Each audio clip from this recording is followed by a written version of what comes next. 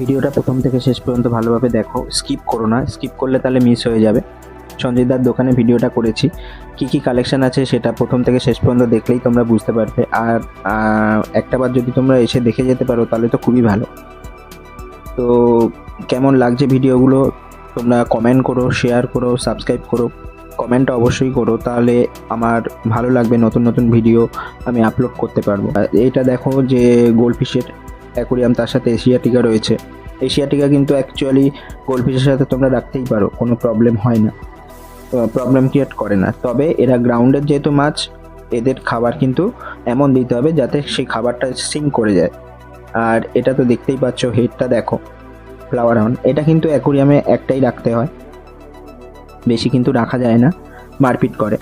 Single একটাই রাখতে হয় এবং এর সাথে কোনো মাছ রাখলে হয় না। একটা স্পঞ্জ ফিল্টার থাকবে, জল খুব ভালো ক্লিয়ার হয়।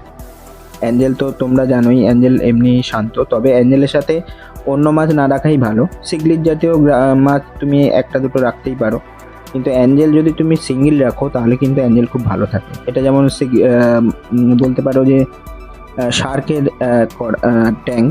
তো আমরা তো বেসিক্যালি বাড়িতে এত মাছ রাখি না, এটা দোকানে যেহেতু রাখা থাকে এত মাছ কিন্তু সেল হয়ে যায়। আর এত মাছ রাখলে কিন্তু ফিল্ট্রেশন খুব ভালো করতে হয়। বাড়িতে রাখতেই পারো কিন্তু ফিল্ট্রেশন খুব ভালো হতে হবে, তবেই কিন্তু হবে। আর তোমরা লাস্টের দিকে একটা অ্যাকোরিয়াম দেখতেই পাবে, সেটা হচ্ছে জায়ান্ট ফিশের মধ্যেই। এটা হচ্ছে সিগলিট ট্যাঙ্ক। সিগলিট তো খুবই ভালো হয় এবং দেখতে অনেকটা কিন্তু মেরিন ফিশের মতোই লাগে বড় হলে, তো সেটাও খুব ভালো লাগে। আর এটা ওই হচ্ছে জায়ান্ট ফিশ যেগুলো আছে, অস্কার আছে, শিবরামও রাখতে পারো তার সাথে।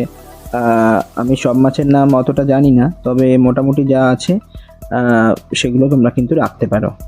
তো ভিডিওটা কেমন লাগলো জানাবে। আজকের এই পর্যন্তই, দেখা হচ্ছে নেক্সট ভিডিওতে। টাটা।